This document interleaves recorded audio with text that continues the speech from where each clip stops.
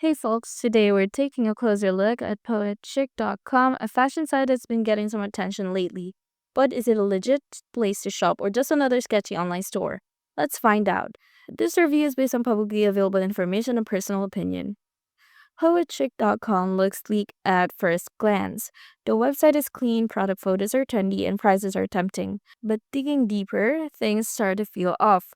On Trustpilot, it has a rating of 2.8 stars based on a small number of reviews. A few customers mentioned late or missing deliveries, poor customer service, and trouble getting refunds. On the flip side, some reviews seem overly positive, like they might not be completely real. The site's domain was also registered fairly recently, which is often a red flag, especially when paired with mixed reviews. Poetchick.com doesn't scream complete scam, but the low Trustpilot rating, limited customer feedback, and new looking setup make it risky. If you really want to try it, maybe use PayPal or a card with buyer protection, just to be safe.